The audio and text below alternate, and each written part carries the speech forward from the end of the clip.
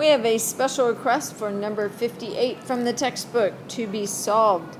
So we have a soft tennis ball that is being dropped onto a hardwood floor. So here's our ball, and it's being dropped onto the floor from a height of 1.5 meters. And it rebounds to a height, so when it comes back up, it gets to 1.10 meters. Okay, so we're just going to deal with the first part of it falling to start with. Okay, calculate its velocity just before it strikes the floor. So let's list our variables: VI, VF, our initial velocity, our final velocity, our acceleration, our time, and our displacement. Okay, since it is dropped, it starts at 0. We're looking for V final, and since it's falling, our acceleration is 9.8 meters per second squared. We're going to use a positive 9.8 because our initial velocity here doesn't have a sign, so why make things negative that don't need to be negative?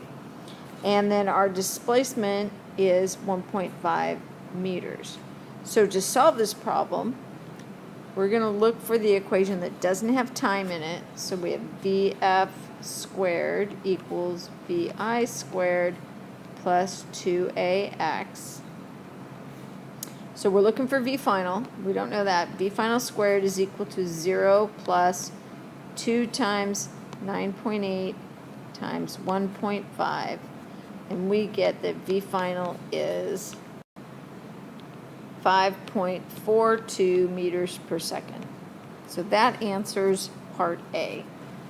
The answer to part A is 5.42 meters per second. Okay. So then calculate its velocity just after it leaves the floor. So this is going to be using the second piece of information. So let's get this stuff out of the way.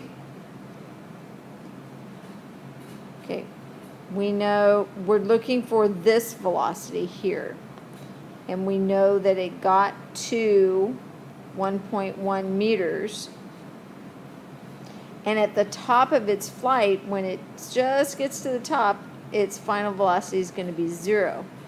Gravity is going down, so it's going to be, since our initial velocity is up, now our acceleration is going to be negative 9.8 meters per second squared, because our initial velocity and our acceleration are in opposite directions. So we have initial velocity, that's final velocity, 0. Initial velocity is what we're looking for. Our acceleration, we said, was negative 9.8 meters per second squared.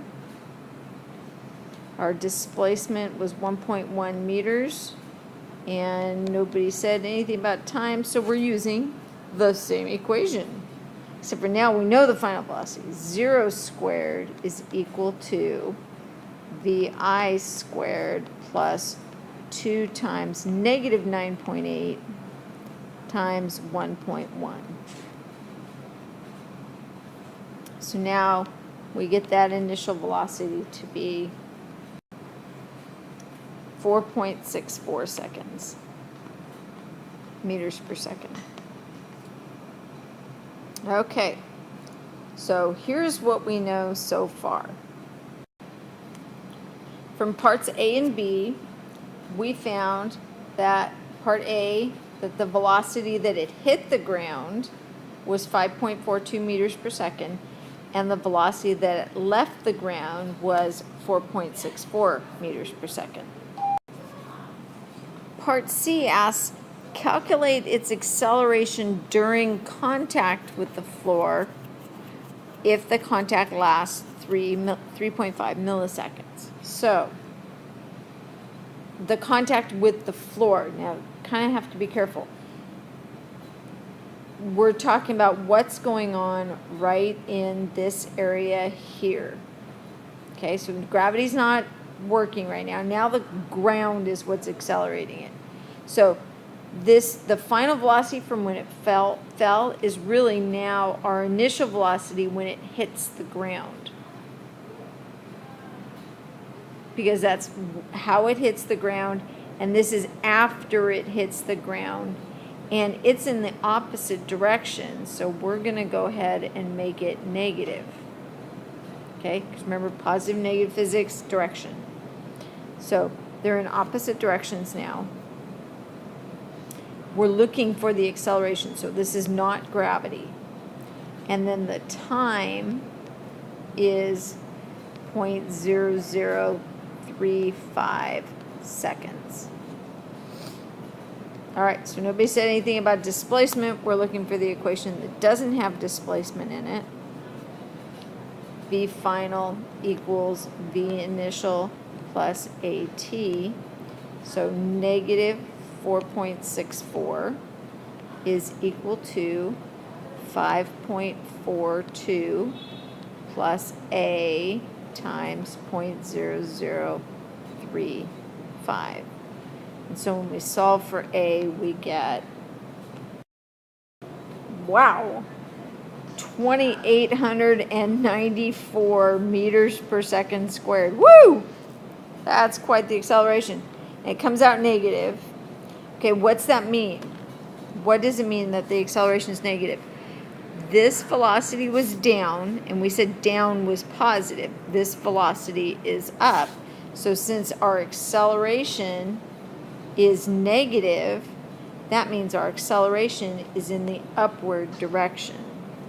Okay, so you can come out, if you made your signs different on your initial and final velocity up here, if you called this one negative because it's down, which is totally understandable, and you made this one positive because it's up, that's perfectly fine. You would get a positive one. But the point is, the sign on this acceleration and the sign on your final velocity will be the same because they're going in the same direction. And then the last question asks, how much did the ball compress during its collision with the floor, assuming the floor is absolutely rigid? So there is a displacement. Remember, we crossed the displacement off before. We crossed it off before, but now we want to know what that displacement is. And it's not displacing the floor, it's actually squishing the ball. That's why it's a soft tennis ball. Okay, it's squishing the tennis ball. And if you've ever watched in slow motion a tennis ball or a golf ball being hit by the racket or the golf club, you see that the ball actually does get squished in, and that's that displacement that we're looking for. So that displacement, now we're looking for it. We could use one of two equations. We could use x equals 1/2 AT squared plus v initial t, because we know the time, we know the acceleration and all that. We could use v final squared equals v initial squared plus 2ax. So we could use either one. It doesn't really matter which one you use. Either way, you're going to have to deal with squared numbers. So, go for it, whichever way you want to do it. I think I would choose the bottom one, just because then I don't have to square 0.0035, and I don't have to put that decimal number in my calculator twice. But we will get the same answer both ways. You want me to solve it both ways to prove it? All right, so x equals 1/2, okay, our acceleration, negative 2,894 times our time, 0.0035 squared, plus our initial velocity, 5.42 times our time, 0.0035. Okay? Or we can go we know V final, so using the second equation, V final, negative 4.64. Okay, I encourage you to put this in parentheses squared, because your calculator can mess this up, equals your initial velocity, 5.42 squared plus 2 times, and we still have that negative 2,894 x. So we still have that big acceleration. All right, let's solve both of these and see what we get.